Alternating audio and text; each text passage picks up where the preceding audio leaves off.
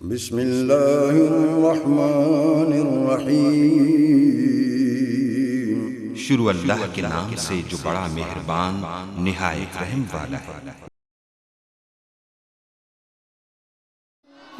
رب کو پیارے رب راضی ہے انہاں ان رب کو پیارے رب راضی ہے انہاں ایویں پیر چوم دے اسی اللہ والیاں دے ان رب کو پیارے رب راضی ہے ناتے ایویں پیر چوم دے اسی اللہ والیاں دے ان رب کو پیارے خالق دی کل خدائی اے انہاں دی بادشاہی خالق دی کل خدائی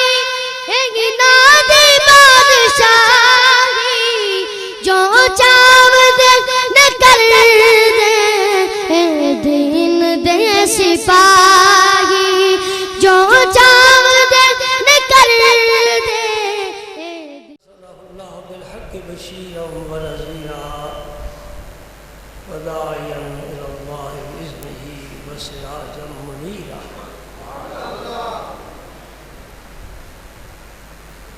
اشہد انہ صلی اللہ تعالی علیہ وسلم بلغ الرسالہ ونصح الامہ وکشف الغمہ وجاہد فی سبیل اللہ وعبد ربہ حتی آتاہ الیقین۔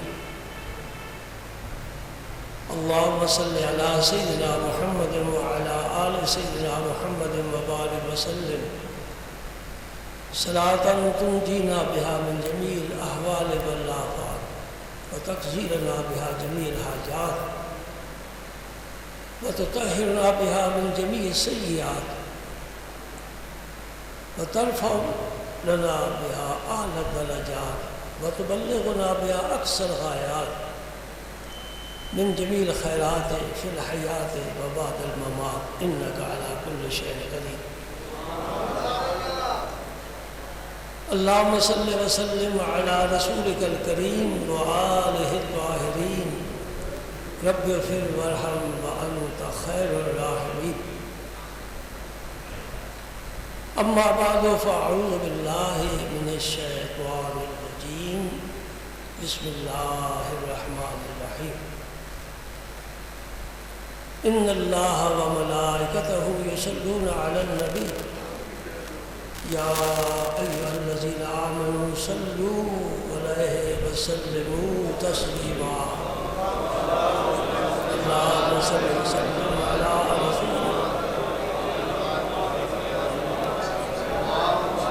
اللہم صل وسلم علی رسولک الکریم وآلہ الطاہرین رب اغفر وارحم وانت خیر الراحمین۔ اللہم صل وسلم علی رسولک الکریم وآلہ الطاہرین رب اغفر وارحم وانت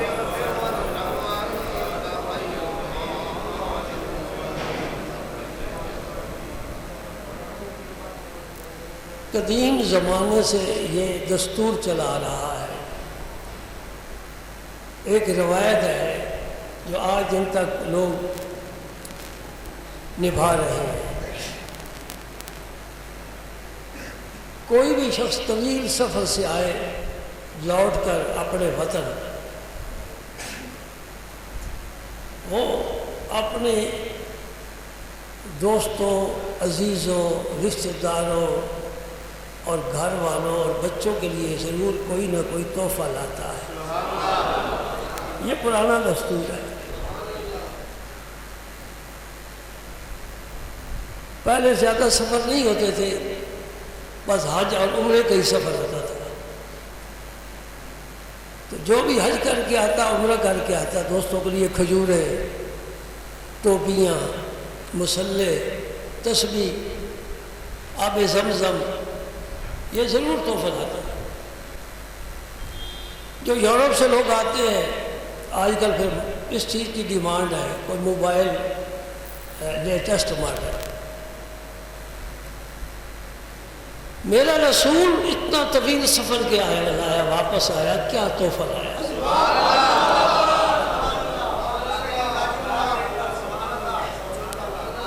اور اس دنیا میں گیا جس جگہ کوئی جا ہی نہیں سکتا۔ وہاں تو تحفے بھی بڑے عجیب و غریب ہیں، نئے نئے تحفے ہیں، اعلیٰ سے اعلیٰ تحفے ہیں، یہ مادی بھی کوئی تحفے ہیں۔ اللہ کا رسول دنیا میں تشریف لایا، دوبارہ کوئی نہیں آتا۔ آپ تشریف لے گئے اس جہان میں جس جہان میں جانے والا پھر واپس نہیں آتا۔ اللہ کا نبی گیا، وہاں ٹھہرا، دیدار الہی کیا، رب سے ہم کلام ہوا، رب کی رحمتوں کو لوٹا، یوں سمجھو آغوش رحمت الہی میں بیٹھ کر آیا، اور پھر اسی دنیا میں آ گیا جس میں کثافت ہے، میل کچیل ہے، بیماریاں ہیں، مکھی تنگ کرتی ہے، مچھر تنگ کرتے ہیں، پڑوسی تنگ کرتا ہے، بیماری تنگ کرتی ہے، بیوی بھی تنگ کرتی ہے۔ میں نے ایسا سا کہا نا تاکہ کوئی سن نہ لے، آپ بچ جائیں، خیریت سے رہیں۔ کیا تحفہ لے کر آیا میرا اللہ کا حبیب؟ جو تحفہ لے کر آیا وہ حدیث پاک میں حضور نے بیان فرمایا۔ پہلا تحفہ سنو، اللہ نے اپنے نبی سے وعدہ فرمایا ہے، اے میرے پیارے رسول، تیری امت کا جو شخص شرک سے بچتا رہے گا اور گناہ کبیرہ سے بچتا رہے گا، دو باتیں یہ ہمارے ذمہ ہیں، شرک سے بچنا اور گناہ کبیرہ سے بچنا۔ جبریل بھی سن نہیں رہے، آدم و حوا کو بھی خبر نہیں، ابراہیم و اسماعیل کو بھی پتہ نہیں، موسیٰ کلیم اللہ کو بھی پتہ نہیں، حاملان عرش کو بھی پتہ نہیں کیا بات ہو رہی ہے۔ رب فرما رہا ہے، اس کا حبیب سن رہا ہے۔ کیسے فرما رہا ہے، کیسے سن رہا ہے؟ یہ وہاں، کہاں، ایسے، کیسے، یہ ساری باتیں وہاں نہیں ہیں، یہ یہاں کی باتیں ہیں۔ اللہ فرما رہا ہے، میرے حبیب میں وعدہ کرتا ہوں تیری امتی شرک نہ کرے، گناہ کبیرہ نہ کرے، میں دوزخ میں نہیں بھیجوں۔ اس سے بڑا پھر تو کیا چاہیے امت کو؟ یہ کام تو ہم نے کرنا ہے، شرک سے بچنا ہے اور گناہ کبیرہ سے بچنا ہے، اللہ بچائے پھر بچ سکتا ہے۔ نمبر 2، سورہ بقرہ کی آخری آیات، آمن الرسول بما انزل الیہ من ربہ والمؤمنون، یہاں سے شروع ہوتی ہے، سورت ختم ہوتی ہے۔ یہ آخری آیات جبریل لے کر نہیں آئے، زمین پر نہیں اتری۔ رب نے کہا یار میرے پاس آ، میں نے بڑا تحفہ سنبھال کر رکھا ہے، وہ تمہیں دینا چاہتا ہوں۔ 2 تحفے ہو گئے، اور تیسرا تحفہ معراجیہ، نماز۔ سارے حکم زمین پر آئے ہیں، حج کا بھی، زکوٰۃ کا بھی، حلال کھانے کا بھی، سچ بولنے کا بھی، سارے حکم زمین پر آئے، نماز کا حکم زمین پر نہیں آیا۔ میرے پاس آؤ، یہ وہ تحفہ نہیں جو جبریل کے ذریعے میں بھیجوں، میں تمہیں براہ راست دینا چاہتا ہوں۔ اس تحفے کی تعارف کیا ہے؟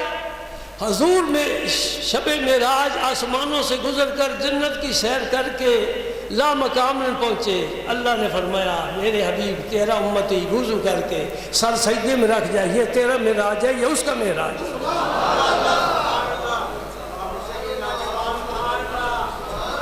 تو کتنا بڑا تحفہ ہے، اور اس عظیم ذات کا تحفہ عظیم ذات لے کر آنے والی، تو پھر جو قبول نہ کرے وہ بڑا بد نصیب نہیں تو کیا اور کیا کہے۔ اور جب سجدے میں آدمی سر رکھتا ہے، میرے رسول کریم صلی اللہ علیہ وآلہ وسلم نے فرمایا اقرب ما یکون العبد جو بندہ سجدے کی حالت میں ہوتا ہے وہ سب سے زیادہ اللہ کے قریب ہوتا ہے۔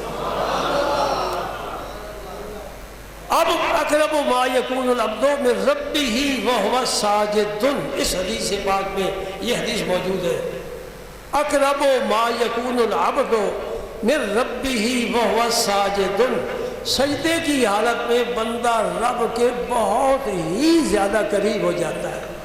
اسے اقرب فرمایا، قریب نہیں فرمایا۔ اقرب کا معنی بہت قریب، بندہ اپنے رب کے بہت سجدے کی حالت۔ تو یہ مسئلہ سمجھ لینا، سجدہ نماز میں ہی ضروری نہیں ہے کہ نماز پڑھے تو سجدہ کرے، یہ مستقل عبادت ہے، سمجھو نا، یہ مستقل عبادت ہے۔ جب ذوق بیدار ہو اور محبت الہی جوش مارے اور تقاضا کرے، وضو ہو، نماز نبی پڑھے، سجدہ تو کرے، اسے قرب الہی مل رہا ہے۔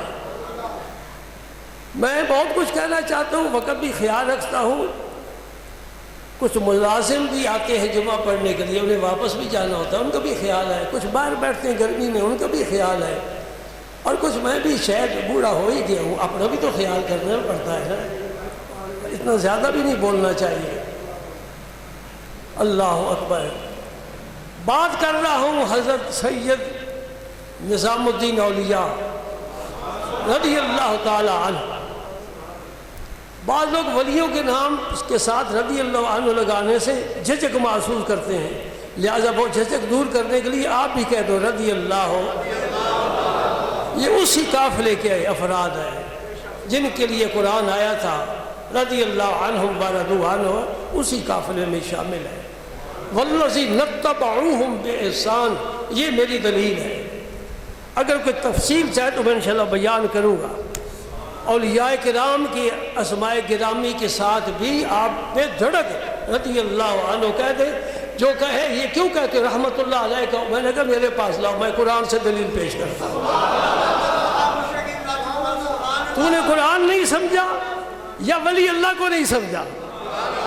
ایک ضرور قصور ہے، یا قرآن نہیں سمجھا یا ولی اللہ کو نہیں سمجھا۔ اگر دونوں کو سمجھا ہوتا تو پھر رضی اللہ تعالیٰ عنہ کہتا رہتا۔ یہ دعا ہے، اللہ ان سے راضی ہو، کیوں نہ راضی کی دعا ہو، مانگیا ہوں اللہ کیوں نہ راضی ہو ان سے، اس دعا سے روکتے ہو۔ اللہ اکبر۔ آپ فرماتے ہیں میں ایک ایسے وقت میں حضور بابا صاحب کی خدمت میں حاضری کے لیے گیا جبکہ آپ بالکل حجر مبارک میں تنہا تھے، اور اکثر آپ تنہا ہی رہتے تھے۔ تم میرے پاس ہوتے ہو گویا جب کوئی دوسرا نہیں ہوتا۔ بس سمجھی کرو بات میری، میں کیا اشارے کر رہا ہوں۔ تم میرے پاس ہوتے ہو گویا جب کوئی دوسرا نہیں ہوتا۔ یہ راز کی باتیں تنہائی میں ہوتی ہیں۔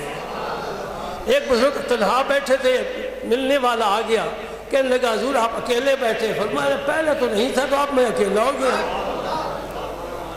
اب میری تار ٹوٹ گئی، مجھے تیری طرف متوجہ ہونا پڑا، ہر آنے والے کا حق ہوتا ہے۔ تو فرماتے میں پیچھے رک گیا کیونکہ آپ ایسی حالت میں تھے۔ یہ خاص حالتیں اہل اللہ پر طاری ہوتی ہیں، ہم ان سے دور ہیں، اس مدرسے کا داخل ہی نہیں لیا۔ کیا حالت تھی؟ قبلہ روح آپ چلتے ہیں، چھوٹے چھوٹے قدم اٹھاتے ہیں، مستی کی عالم ہے، اور سجدہ کرتے ہیں، پھر اٹھتے ہیں، پھر واپس چلتے ہیں انہی قدموں پر، اور شعر زبان سے ادا کرتے ہیں۔ میں نے اپنے کمرے میں ٹائلوں پر لکھوا کر لگائے ہوئے، سناتا ہوں آپ کو۔ نبی پاک نے بھی شعر پسند فرمایا، خود نہیں شعر فرمایا، وَمَا عَلَّمْنَاهُ الشِّعْرَ وَمَا يَنبَغِي لَهُ، رب نے فرمایا پیارے یہ تیری شان کے لائق ہی نہیں، تو کیوں شعر کہے، تو قرآن پڑھ۔ کل ایک نوجوان آ گیا کہتے ہیں نعت سناؤں، میں کہا جی سناؤ لیکن قرآن سناؤ۔ یہ نعت ہے، اس نے والضحیٰ پڑھی اور بڑے مزے کے ساتھ پڑھی، سبحان اللہ۔ میں نے کہا کیسے کیسے چھپے ہوئے لوگ ہیں، اللہ اکبر۔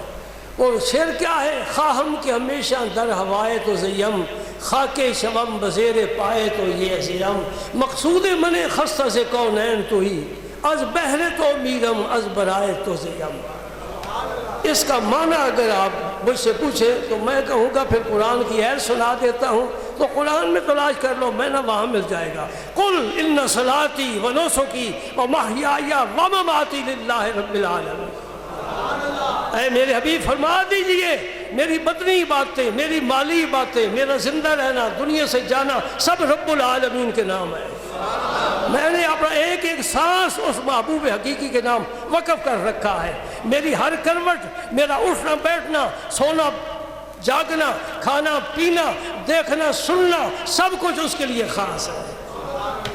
حضور بابا صاحب کے اشعار کا بھی یہی مطلب ہے کہ میں چاہتا ہوں اے اللہ تیری محبت میں زندہ رہوں، تیری محبت میں مروں، تیری ذات ہی کائنات میں میرا مقصود ہے، میں کسی اور چیز کا قطعاً پسند نہیں کرتا، بس پسند تجھی کو کرتا ہوں۔ حال ہو نا، کال نہ ہو، حال ہو، بڑا لطف آتا ہے۔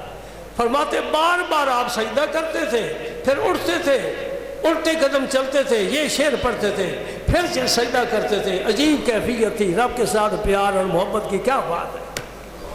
ہم تو اگر نماز کے سجدے بھی پورے کر لیں تو بڑی بات ہے، اس کے علاوہ سجدہ کرنا تو ہمارے پروگرام میں شامل نہیں۔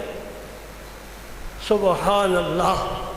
تو نماز کا ذکر تھوڑا سا کر لینا، نمازی تو بڑے خوش ہوں گے، اور جنہیں عادت نہیں ہے انشاءاللہ ان کے دل میں اللہ پاک یہ ضرور خیال ڈالے گا کہ میرے دین کی بات تجھے ایک عالم دین بتا رہا ہے۔ میں نے اپنے آپ کو عالم دین اس لیے کہا ہے کہ میرے پیر و مرشد نے مجھے عالم دین فرمایا۔ اب مجھے کوئی سند دکھانے کی ضرورت نہیں ہے جی، میرے مرشد نے جب فرما دیا کہ عالم دین ہے، میں نے کہا بس میں عالم دین۔ مرشد کے بھی تحفے ہیں، یہ تحفہ رب کا ہے، وہ مرشد کا تحفہ ہے۔ ہم تو تحفے ہی اکٹھے کرنے کے لیے دنیا میں آئے ہیں۔ اللہ کے فضل و کرم سے اللہ نے دنیا کی محبت کی گرد و غبار سے ہمارے دل کے آئینے کو صاف اور پاک رکھا ہے۔ اس جو آئینہ دل کا پاک اور صاف ہو، اس میں یار کے جلوے نظر آتے ہیں۔ سبحان اللہ۔ نبی پاک صلی اللہ علیہ وسلم کو پھر اس نماز سے کتنا پیار تھا۔ آتی صبح کی نماز حضور نے پڑھا دی سب کو، آؤ بھائی اکٹھے ہو جاؤ۔ صبح کی نماز پہلی نماز، جاتے بھی نماز پڑھائی سب نبیوں کو۔ اور بیت المعمور میں یہ مسئلہ سنو، اس کا تعلق تو معراج شریف کے ساتھ تھا، ہم ہر وقت ہی نبی کو معراج میں دیکھتے ہیں۔ وَلَلْآخِرَةُ خَيْرٌ لَكَ مِنَ الْأُولَىٰ، یہ میرے نبی کا ہر لمحے کا معراج ہے۔ اے میرے پیارے، جو لمحہ گزر گیا ایک لمحہ نیا آنے والا ہے، وہ پہلے سے آنے والا بہتر ہوگا۔ یہی عروج ہے، چڑھتے گئے پہلا آسمان، چڑھتے گئے دوسرا آسمان، تیسرا آسمان، چوتھا آسمان۔ اب اگر آسمانوں کی وضاحت کروں کتنے موٹے ہیں، کتنے فاصلے پر ہیں، پھر ساتھ ہیں، ان پر کون رہتا ہے، کبھی پھر آپ نے صبح کی نماز پڑھائی اور پھر فرمایا قرۃ عینی فی الصلاۃ، میں جب نماز پڑھتا ہوں میری آنکھوں کو ٹھنڈک ملتی ہے۔ ایک کھانے کا بڑا شوقین ہے اور اسے ایسا دسترخوان مل گیا کسی بڑے آدمی کا، یہ بڑا وسیع دسترخوان ہے، نہ جانے کتنی ڈشیں اس پر رکھی ہوئی ہیں، کتنا اسے لطف آئے گا، کتنا لطف آئے گا۔ میرے رسول پاک فرماتے ہیں جب میں نماز پڑھتا ہوں مجھے اس سے بھی زیادہ لطف آتا ہے، یہ سرور آتا ہے۔ ام المومنین عائشہ صدیقہ رضی اللہ تعالی عنہ فرماتی ہیں حضور گھر میں تشریف فرما ہوتے، ازواج مطہرات ہوتے، حضور ہم سے خوش طبعی کی باتیں کرتے، مل کر بیٹھتے، بالکل جس طرح افسانہ خانہ ہوتے ہیں، اور گھر کے کام کاج میں بھی ہمارا ہاتھ بڑھاتے ہیں۔ بکری دھو لی، برتن دھو لیا، صفائی کر لی، یہ کام بھی حضور کر لیا کرتے تھے۔ اپنا کام کرنا یہ عیب نہیں ہے، یہ کمال ہے، اس لیے کہ کمال والے نے یہ کیا ہے۔ جو اپنا کام کرنا عیب سمجھے وہ ناقص ہے، وہ اسے ہم کو پسند نہیں کرتے۔ اپنا کام وہ استنجا ہر آدمی خود ہی کرتا ہے نا، کہ کوئی اور کراتا ہے۔ تو جو ایسا گندا کام آدمی کر لیتا ہے تو اچھے کام کیوں نہیں کر سکتا؟ مسئلہ سمجھ گئے نا؟ جو امیر گھرانوں میں آتی ہیں نا، پتہ نہیں کہاں سے آتی ہیں، وہ سمجھتے چمچ دھونا بھی ہمارے لیے ہے، نقرانی ہونی چاہیے۔ بھائی تیرے ہاتھ ٹوٹے ہوئے تو یہ کوڑ تو نہیں نکلا ہوا نا، دھو سکتی ہے، دھو لے۔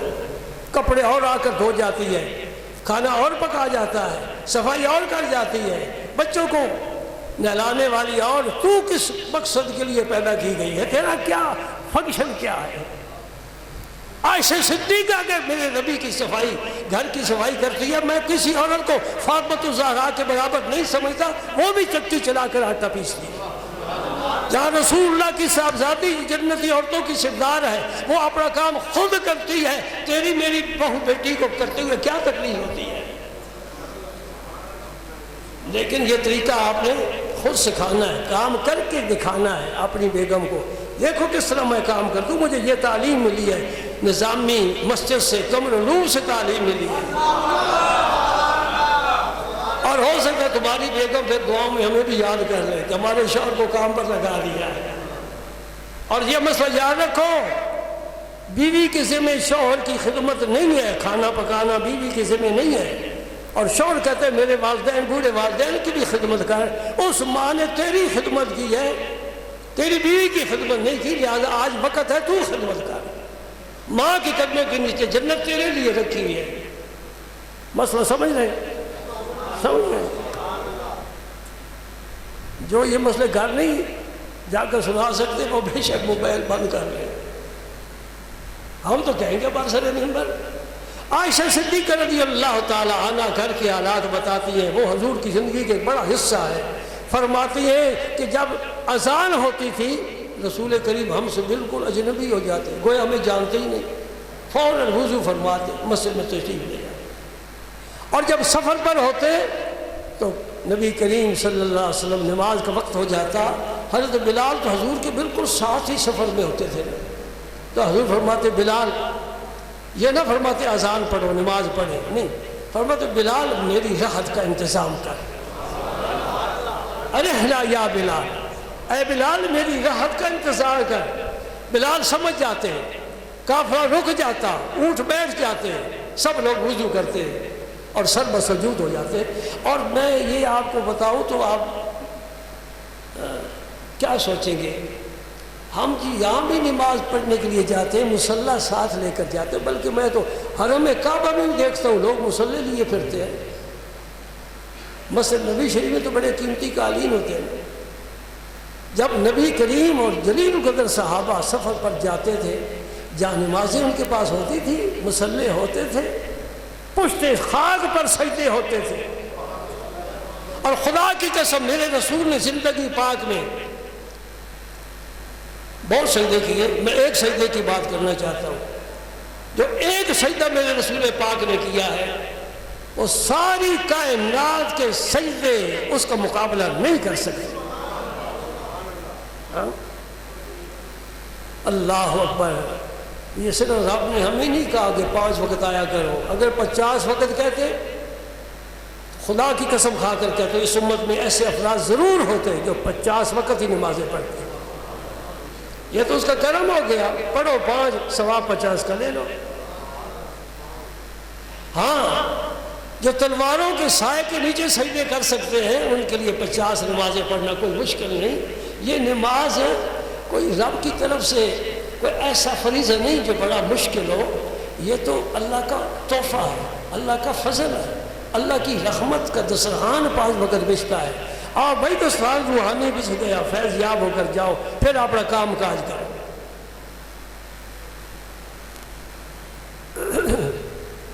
حضرت عیسیٰ علیہ السلام کی ولادت ہوئی، حضرت مریم نے بچے کو اٹھایا، آبادی کی طرف چلے، قوم کو پتہ چلا کہ یہ مریم جو بیت المقدس میں رہنے والی ہے، کنواری ہے، اس کی شادی نہیں ہے، اس کے بچہ ہو گیا۔ یہودی سارے اکٹھے ہو کر آ گئے۔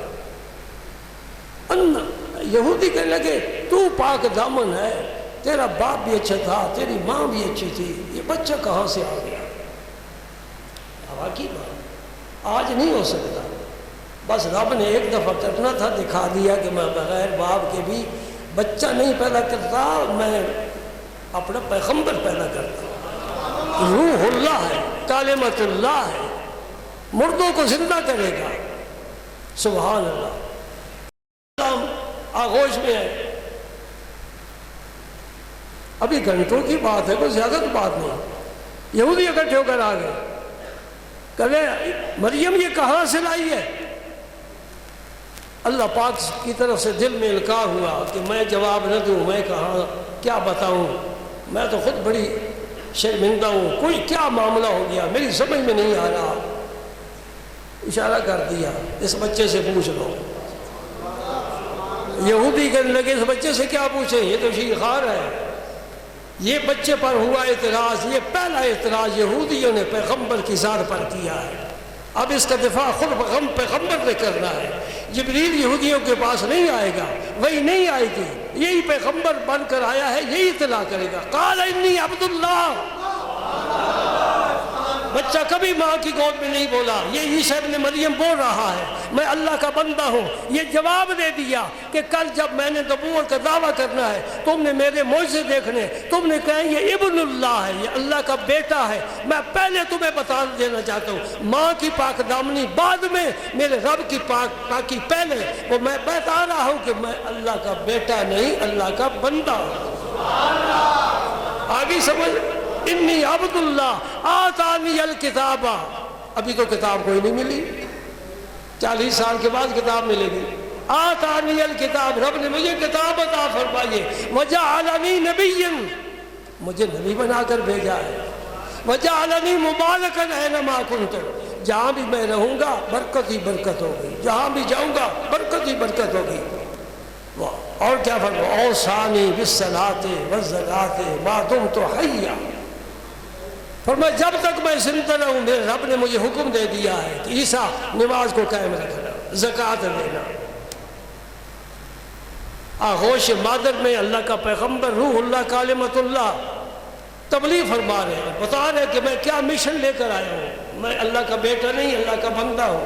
یہ میری ماں پاک دامن ہے، پاک دامن ہے، سبحان اللہ۔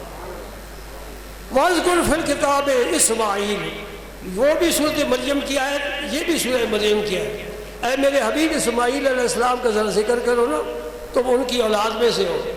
اور آگے چل کے فرمایا کان یامر اہلہ بالصلاۃ والزکاۃ، اسماعیل علیہ السلام بھی اپنے گھر والوں کو نماز کا حکم دیتے تھے اور زکوٰۃ کا حکم دیتے تھے۔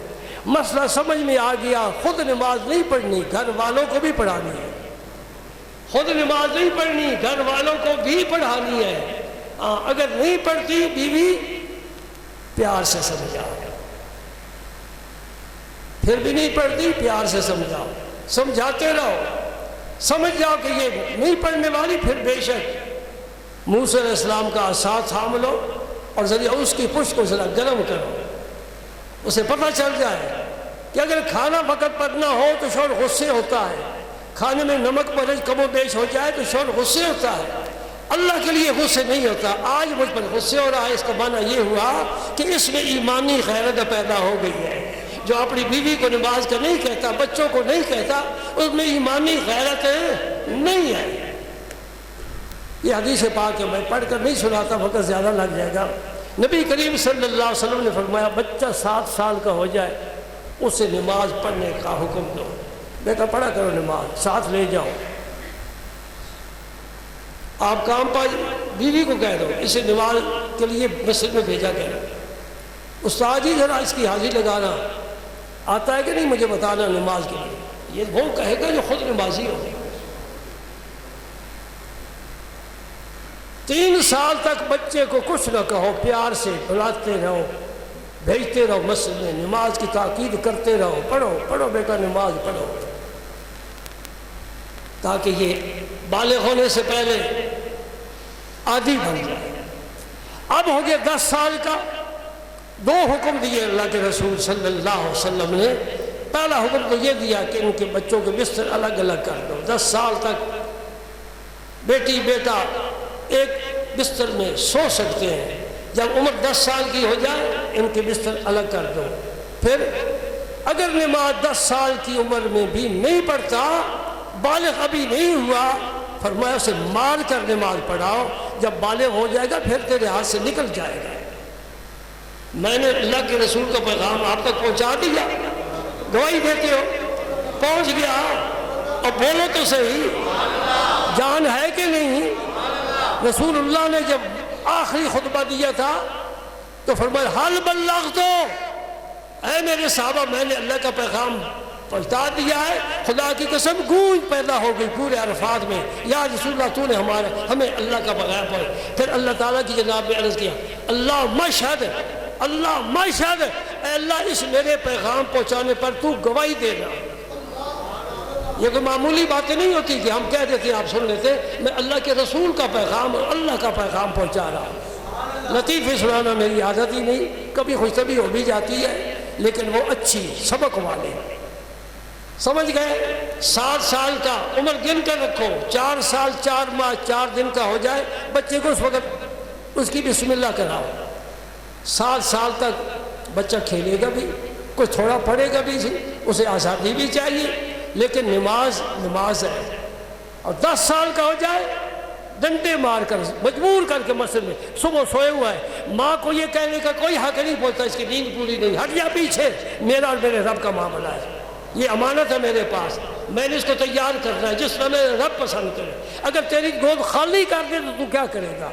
خالی رہی ہے 12 سال, تو نے کیا کر لیا ہے؟ وہ دینے والا ہے, وہی لینے والا ہے, وہی لینے والا ہے, وہی لینے والا ہے. تیرے پاس امانت ہے, تیرے پاس گاڑی خریدتے ہو, موٹر سائیکل ہے تمہارا, صاف ستھرا کرتے ہو, ہوا کم ہو جائے پوری کراتے ہو, تیل ختم ہو جائے تیل ڈالتے ہو, ٹھیک ہے نا, تیل فلٹر تبدیل کرتے ہو, حتیٰ کہ ہمارے جوتے ان کو بھی ہم پالش کرتے ہیں, صاف رکھتے ہیں. اتنا حق سمجھتے ہیں, باقی حق ہے. اگر پودا لگایا ہوا ہے اس کا بھی حق ہے, اسے پانی دینا, آبیاری کرنا, خشک نہ ہو جائے. یہ ہم پر حقوق ہیں اپنے بیوی کے, بچوں کے, پڑوسیوں کے, دوست احباب کے, مہمانوں کے. یہ سارے خانے پر کر رہے ہیں. ہمت والا آدمی یہاں پاس ہوتا ہے. 10 سال کا بچہ ہو جائے پھر اسے مجبور کر کے نماز پڑھے. سبحان سبحان. میں نے تو ایسے بزرگ دیکھے ہیں, تمہیں بھی دکھاؤں. حضرت ثابت بنانی یہ تابعی ہے, حضرت انس رضی اللہ تعالیٰ عنہ کے شاگرد ہیں.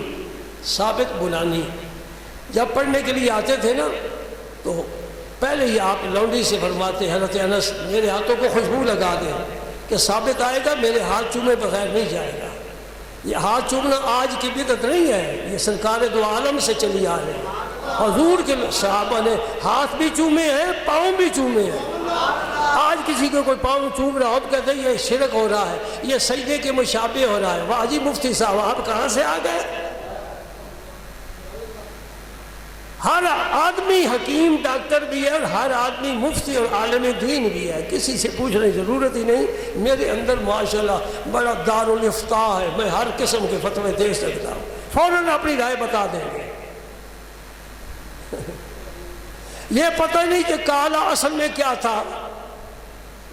کالا کالا رسول اللہ کہتے ہیں کالا, ہاں جی اصل میں کیا تھا, یہ کالا کیسے بنا, کون سا قانون اس پر لگا, اتنا بھی نہیں پتا. بسم اللہ بسم اللہ الرحمن, بسم اللہ اصل تو ہے اسم, اسم اسم کا بنا نام. پہلے با آ گئی, ہم بے کہہ لیتے ہیں, قاری صاحب با کہتے ہیں. اور الف کدھر گیا, الف اڑ گیا, کسی کے علم میں ہے نہیں, فتوے نہ دیا کر, کہا عالم دین سے جا کر پوچھ. بات میں سمجھے نہیں سمجھے, کیوں خاموش ہو گئے ہو, سوچنے لگ گئے.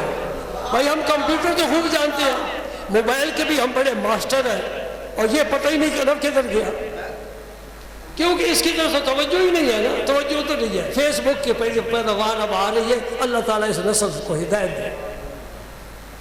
اللہ اکبر اللہ اکبر. یہ آنکھیں رب نے کیوں دی ہیں, کیا دیکھنے کے لیے. یہ فیس بک تو نظر کو چاٹتا اور آہستہ آہستہ نظر کمزور ہو جاتی ہے. ان بیماریوں سے بچانا ہمارے پاس کی بات نہیں ہے. سبحان اللہ. ثابت بنانی رضی اللہ تعالیٰ عنہ, ہاتھ پاؤں چومنے کی بات آ گئی. میں کہتا ہوں یعقوب علیہ السلام نے اور ان کے 11 بیٹوں نے یوسف علیہ السلام کو سجدہ کیا. تو چومنے پر رو رہا ہے, ہاتھ نہ چومو, پاؤں نہ چومو, وہ سجدہ ہو رہا ہے, پیغمبر سجدہ کر رہا ہے اور رب کرا رہا ہے. نہیں سمجھے؟ نبی پاک کے پاؤں بھی چومے گئے, قدمین چومے گئے, دست مبارک چومے گئے. تو کہاں سے یہ ناجائز آ گیا؟ کوئی ایک دلیل بتا دو جس میں یہ لکھا ہو کسی حدیث میں، ضعیف سے ضعیف حدیث میں، کہ کسی بزرگ کے ہاتھ چومنا منع ہے، قدم چومنا منع ہے، رسول اللہ نے منع فرمایا۔ میں بتاتا ہوں، یہ فقیر بتاتا ہے۔ امام بخاری کی ایک کتاب ہے، بخاری شریف کے علاوہ بھی امام بخاری کی کتابیں ہیں، اس کا نام ہے الادب المفرد۔ الحمدللہ یہاں ہماری لائبریری میں موجود ہے، میں نے مصر سے منگوائی تھی، یہاں نہیں ملتی تھی پاکستان میں، اب شاید مل جاتی ہے۔ الادب المفرد امام بخاری کی کتاب، جن کا اکثر نام لیتے ہیں۔ میں تجھے عجیب بات سمجھانے لگا ہوں، یاد رکھنا تیرا کام ہے، اور پھر اس آگے پہنچانا تیری ڈیوٹی ہے، اور ڈٹ جانا۔ کہا میرے پاس بڑا زبردست حوالہ موجود ہے۔ علی مرتضیٰ کی شان سمجھتے ہو؟ میں تو نہیں سمجھتا، ہماری سمجھ سے بالا تر ہے، ہماری سمجھ سے علی کی شان بالا تر ہے۔ حضرت عباس کی شان سمجھتے ہو؟ حضور کے چچا ہے، علی المرتضیٰ کے بھی چچا ہے۔ امام بخاری نے اپنی کتاب میں حدیث لکھی ہے کہ علی المرتضیٰ نے حضرت عباس رضی اللہ تعالیٰ عنہ کی قدم بوسی کی، قدم چومے، پاؤں چومے۔ علیوں کا امام، ولیوں کا امام مور لگا گیا کہ قدم چومنا ناجائز ہوتا، علی کبھی نہ قدم چومتے، جائز ہے اس لیے چوم رہا، سمجھے؟ لیکن میرے ساتھ یہ نہ دلیل بنائے کہ میرے بھی چومتے رہو۔ میں علماء کی، بزرگوں کی بات کر رہا ہوں، اولیاء کرام کے قدم الحمدللہ ان ہونٹوں نے بھی چومے ہیں اور بارہا چومے ہیں، سبحان اللہ۔ ثابت بنانی دعا مانگ رہے، حضرت انس کے شاگرد ہیں، تابعی ہیں، بڑی فضیلت والے، بڑے علم والے، بڑے تقوی والے، بڑے کمال والے، دعا مانگ رہے، مولا کریم اگر کسی کو تو نے یہ نعمت عطا فرمائی ہے تو مجھے بھی عطا فرمانا، جب میں قبر میں مجھے اتارے کہ مجھے نماز کی توفیق عطا فرما۔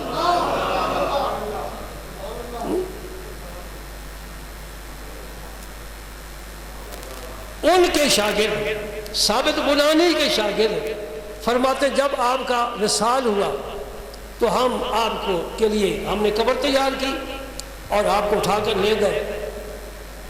قبر دو طرح کی ہوتی ہے، ایک شک سیدھی قبر جس طرح ہمارے یہاں رواج ہے، ایک لحد بغلی قدم قبر پہلو میں کھودتے ہیں اور پھر وہ خالی جگہ کچی اینٹوں کے ساتھ بھر دیتے ہیں۔ پکی اینٹ قبر میں لگانا جائز نہیں ہے، آگ سے بنی ہے، اور یہ جو گڑھا ہے اس کو پھر مٹی سے بھر دیتے تھے۔ میں نے بچپن میں دیکھی ہے یہ قبریں، لحد والی قبریں۔ اب ہمارے علاقے کی زمین بڑی نرم ہو گئی ہے، اس لیے سیدھی قبر بنا کر میت کو رکھ کے اوپر ڈانٹ پھیر کر مٹی ڈال دیتے ہیں۔ ایسے ہی ہے نا، نبی کریم صلی اللہ علیہ وسلم نے فرمایا اللحد لنا والشک لغیرنا، یہ لحد والی قبر یہ ہماری ہے، اور جو شک والی قبر ہے سیدھی یہ دوسرے لوگوں کی ہے۔ اور ایک دفعہ ایسا بھی ہوا کہ ایک قبر بنانے کا وقت آیا ایک صحابی کے لیے، حضور نے فرمایا کہ فلاں آدمی لحد والی قبر بناتا ہے، فلاں آدمی شک والی قبر بناتا ہے، دونوں کو بلاؤ، جو پہلے آ جائے گا وہ قبر بنائے گا اپنے طریقے کے مطابق۔ گویا حضور نے پھر اس کی بھی اجازت فرما دی ہے، لحد والی بنا لو تب بھی ٹھیک ہے، شک والی بنا لو تب بھی ٹھیک ہے، اور اگر موت کو یاد رکھو یہ تو سب تو ٹھیک ہے، قبر کو یاد رکھو یہ سب سے ٹھیک ہے۔ اللہ اکبر، وہ لحد والی قبر بنائے گی۔ کسی کا شعر ہے، مقدر میں جو سختی تھی وہ مر کر بھی نہیں نکلی، لحد کھود دی گئی میری تو پتھریلی زمین نکلی۔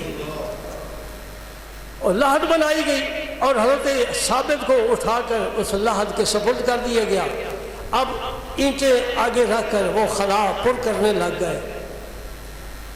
جب آخری اینٹ لگا چکے تو اللہ پاک اپنی قدرت دکھانا چاہتے تھے، ثابت کی دعا کو میں نے کس طرح قبول فرمایا یہ بتانا چاہتے تھے۔ ایک اینٹ گر گئی اور وہ شاگرد فرماتے ہیں میں نے آگے ہاتھ بڑھا کر نہ جب قبر سے وہ اینٹ اٹھانے کے لیے آگے بڑھا تو میں نے کیا دیکھا؟ ثابت بنانی کھڑے ہو کر نماز پڑھ رہے ہیں۔ یعنی ایسے اس امت میں لوگ گزرے ہیں جنہیں نماز سے اتنا پیار ہے کہ یا اللہ قبر میں بھی ہمیں نماز، کیونکہ یہ معراج ہے نا مومن کی، معراج ہے مومن کی۔ ایک دوست دوسرے دوست سے پوچھنے لگے، دونوں بزرگ تھے وہ ماشاءاللہ، کہنے لگے جنت میں نماز ہوگی؟ انہیں کہا چھوڑ یار، دنیا میں نمازیں پڑھتے رہے، جنت میں کیا نمازیں پڑھنی ہے، وہاں بھی جان نہیں چھوڑتے۔ انہوں نے بڑی ٹھنڈی سانس لی اور کہنے لگے ہائے اس جگہ کیا لطف آئے گا جہاں نماز ہی نہیں ہوگی۔ یعنی جنت میں بھی ہم نمازیں پڑھیں گے، اور یہ نمازیں یہ نہیں ہوں گی یہ تو ہم پابند ہیں، وہاں آزادی کی نمازیں، اللہ کے ساتھ پیار کی وجہ سے نمازیں۔ آپ کو پیاس ہے تو پانی پی لیں گے، نہیں ہے تو پانی نہیں پئیں گے، لیکن اگر کوئی بوتل پلائے نا تو پیاس نہ ہو تب بھی پی لیتے ہو۔ ٹھیک بات میں کر رہا ہوں؟ ارے بتا دو نا، پانی کا گلاس پیاس کے بغیر کوئی نہیں پیتا، لیکن بوتل 7 اپ وغیرہ جو معدے کے لیے میرا عذاب ہے، کوکا کولا موت کا پیغام ہے، تازہ سادہ پانی لوگ نہیں پیتے، وہ پیتے ہیں جب پیسہ بھی خرچ ہوتا ہے، صحت بھی بگڑتی ہے، جیسے سگریٹ پینے والا، صحت بھی خراب، پیسہ بھی ضائع۔ وہ کام کرو جو اللہ اور اللہ کے رسول کو پسند ہو، انہیں راضی کرنے والے ہو، وہ کام کرو۔ پیو بسم اللہ پڑھ کر، کھاؤ بسم اللہ پڑھ کر، اللہ راضی، اللہ کا رسول راضی، کھا کر پی کر الحمدللہ پڑھو، اللہ راضی ہو گیا۔ اللہ تو اتنے سے کام سے راضی ہو جاتا ہے، سبحان اللہ۔ کھانے پینے سے پہلے بسم اللہ پڑھو، کھا پی کر الحمدللہ پڑھو۔ حدیث میں آتا ہے اللہ پاک فرماتے ہیں میں بندے سے راضی ہو گیا۔ یہ آداب بندگی ہے نا۔ ہاں وقت پورا ہو گیا، میں نماز کے کوئی مسائل نہیں بیان کر سکا، فضائل بھی نہیں بیان کر سکا، یہ ضرور بتایا ہے، ایک حدیث پاک اور ایک ہے، یہ تو ضروری سن کر جاؤ۔ 10 منٹ زیادہ ہو گئے ہیں، 10 منٹ زیادہ ہو گئے ہیں۔ اللہ اکبر، اللہ اکبر۔ پہلے حدیث اس کے بعد آیت کریمہ۔ عبداللہ بن عمر بن عاص روایت فرماتے ہیں، یہ حدیث جو ہے مسند احمد میں، دارمی میں، بہقی میں، 3 حدیث کی کتابیں، ان میں یہ حدیث پاک ہے، میں صرف ترجمہ عرض کروں گا۔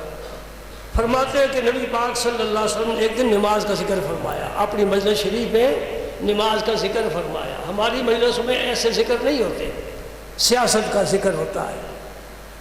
تو آپ نے یہ ارشاد فرمایا جو محفوظ کر کے 1400 سال سے علماء نے تمہارے لیے آج تمہارے تک پہنچایا۔ فرمایا من حافظ علیہا، جو نماز کی حفاظت کرے گا۔ کیا مطلب ہے؟ نماز کی حفاظت کیا ہے؟ 5 وقت پڑھنا، وقت پر پڑھنا، جماعت کے ساتھ پڑھنا، مسجد میں پڑھنا، سنتیں پڑھ کر تکبیر تحریمہ کے ساتھ شامل ہو کر پڑھنا، یہ ہے نماز۔ بیماری میں بھی، صحت میں بھی، سفر میں بھی پڑھنا، حضر میں بھی پڑھنا، کوئی فنکشن ہو تب بھی پڑھنا، مہمان آ جائے تب بھی وقت پر با جماعت مسجد میں نماز پڑھنا، یہ نماز ہے قائم کرنا۔ اقیموا الصلاۃ کا معنی نماز قائم کرو۔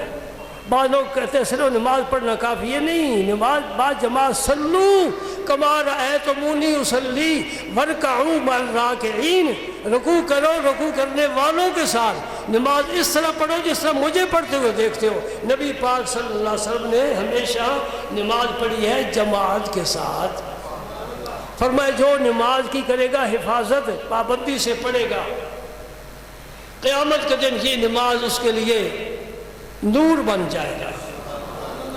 کانت لہو نوراً وبرہانا ونجاتا، نور بھی بن جائے گا اور اس کے ایمان کا برہان، یعنی اس کے ایمان کی نماز دلیل بن جائے گی۔ یا اللہ یہ آدمی ایمان والا ہے، یہ نماز کی حفاظت کرتا تھا۔ یہاں آپ کے پاس ہندو رہ کر گئے نا، کبھی اذان پر اٹھے تھے، کبھی جھکے تھے اللہ کے حضور۔ سکھوں کو بھی دیکھا ہے، عیسائیوں کو دیکھا ہے، یہودی تو کچھ سجدے کرتے ہیں لیکن وہ ہمارے طریقے کے مطابق نہیں۔ نجات یوم القیامہ، پتہ چلا کہ قیامت کے دن نجات کا باعث ایمان اور یہ نماز بنے گی۔ اور جو اس کی حفاظت نہیں کرے گا، ضائع کرے گا نمازوں کو، کوئی پڑھ لی کوئی چھوڑ دی، کوئی الگ پڑھ لی، جماعت کے ساتھ پڑھ لی، گھر پڑھ لی، دکان پر پڑھ لی، اس کے لیے فرمایا لم تکن لہ نورا، قیامت کے دن اس کے لیے کوئی روشنی نور نہیں ہوگا۔ کون سا منہ لے کر جائیں گے اندھیرے میں؟ لائٹ تو ہمارے پاس ہے ہی نہیں، اور نہ ہی برہان ہوگا، اس کی ایمان کی کوئی دلیل نہیں ہوگی، بلا نجاتن، اور نہیں وہ نجات پائے گا۔ حدیث پاک سمجھ گئے؟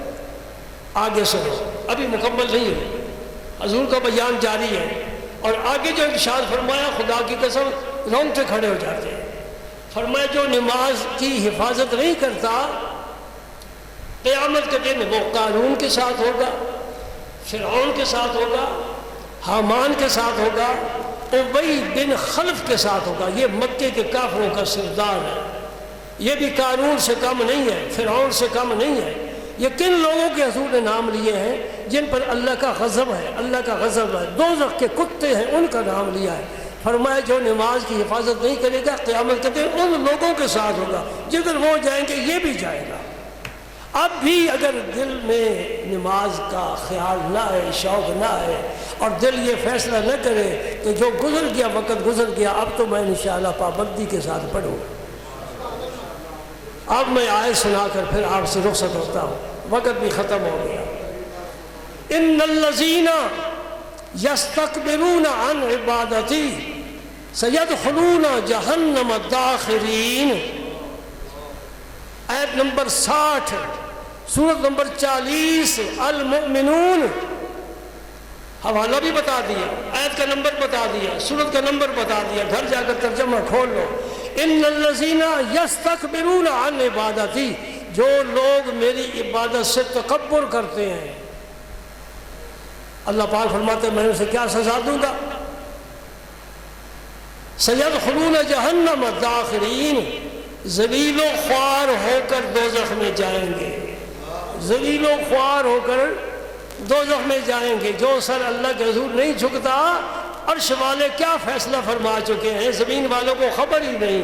ہم کہتے کماؤ اور کھاؤ، زندگی گزارو عیش کی، یہ مولویوں کے لیے نمازیں کافی ہیں۔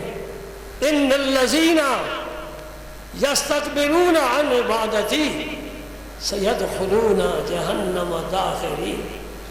آج نماز کا ذکر تھا نا، تو میں مزے کی بات سناؤں آپ کو لطیفی کے طور پر۔ کافی نمازی سوئے ہوئے ہیں، اب بھی سوئے ہوئے ہیں،